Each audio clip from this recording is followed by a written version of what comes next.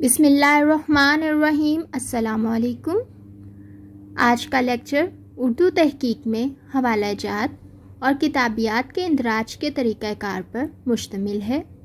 इस लेक्चर के लिए उर्दू रस्मियात मकाला निगारी डॉक्टर शफीक अंजुम की किताब से इस्तेफ़ादा करते हुए इनके बताए गए तरीक़ाकार यहाँ पेश कर रही हूँ। डॉक्टर शफीक अंजुम लिखते हैं, मकाले में हवाले के इंदराज पर उर्दू में कोई मुत्तफ़िक़ा असूल मौजूद नहीं।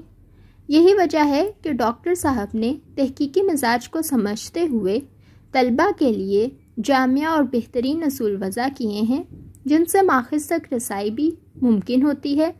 दीगर अदारों के साथ साथ अमल में इन्हीं के पेश करदा तरीक़ाकार को अपनाया जाता है।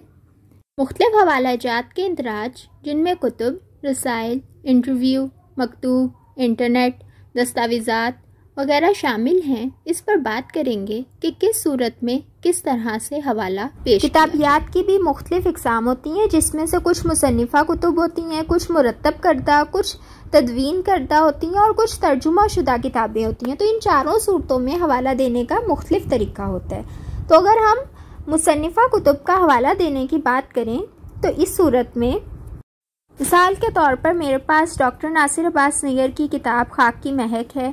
तो इस पर इसका हवाला देने के लिए मैं लिखूंगी नासिर अब्बास नैयर, सक्ता की अलामत डॉक्टर, फिर से सक्ता की अलामत खाक की महक और फिर से सक्ता की अलामत और फिर जहाँ से ये किताब शाया हुई है यानी कि संगे मील पब्लिकेशंस, फिर से सक्ता की अलामत शहर यानी कि लाहौर, लाहौर के बाद सने इशात यानी कि 2016।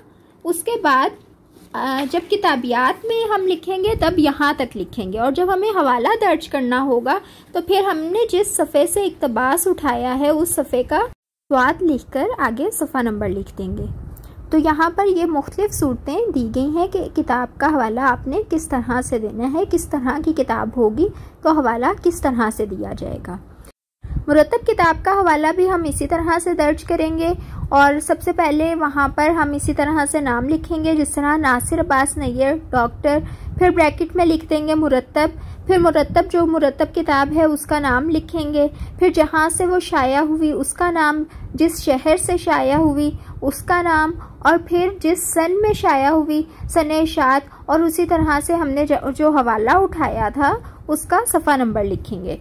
तो मुदव्वन किताब यानी कि तदवीन शुदा किताब का हवाला देने के लिए भी हमें सबसे पहले मुदव्विन का नाम लिखना होगा।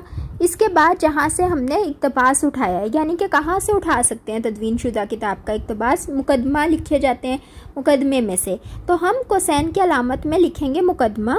फिर जो भी उसने तदवीन की है उस किताब का नाम लिखेंगे, जिस तरह कुलियात है तो कुलियात का नाम या फिर जो भी तदवीन शुदा किताब है उसका नाम लिखेंगे। फिर अगर वो मुख्तलिफ जिल्दों में है तो जिल्द नंबर लिखेंगे, मुख्तलिफ जिल्दें नहीं हैं तो जहाँ से वो शाया हुई है वहाँ से इशाती इदारे का नाम लिखेंगे, उसी तरह सक्ता की अलामत और फिर शहर का नाम और फिर सने इशात और सफ़ा नंबर जहाँ से हवाला दिया गया है। इसी तरह मुदव्वन की जगह असल मुसन्निफ़ की तहरीर का हवाला देना हो तदवीन शुदा किताब में से तो उसमें सबसे पहले मुसन्निफ़ का नाम आएगा, फिर किताब का नाम, फिर मुदव्वन का नाम और फिर उसी तरह से इशाते इदारा, साल और सफ़ा नंबर वगैरह याद में पहली सूरत अपनाई जाएगी। तो तर्जुमा शुदा किताब की बात करें तो इसका हवाला दर्ज करने के लिए सबसे पहले मुतरजम का नाम, मुतरजम के नाम के बाद कोसैन की अलामत में मुतरजम लिखेंगे और फिर उसी तरह से किताब का नाम और बाकी वही तफसील रहेगी।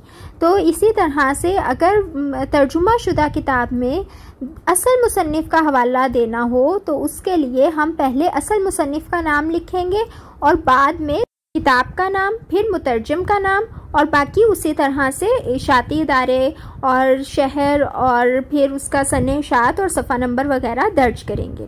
तो अगर हमें इंटरव्यू का हवाला दर्ज करना हो तो इसके लिए हम सबसे पहले हमने जिससे इंटरव्यू लेना है यानी कि जिससे इंटरव्यू लिया गया है उसका नाम लिखेंगे, फिर कोसैन की अलामत में इंटरव्यू और फिर जिस शख्स ने इंटरव्यू लिया है उस शख्स का नाम, उसके बाद जिस मुकाम पर इंटरव्यू लिया गया है और तारीख और वक्त वगैरह लिखेंगे।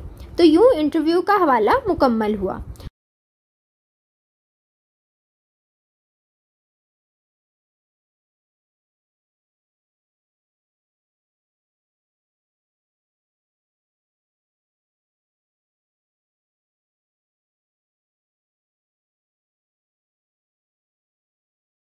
चंद याद रखने की बातें।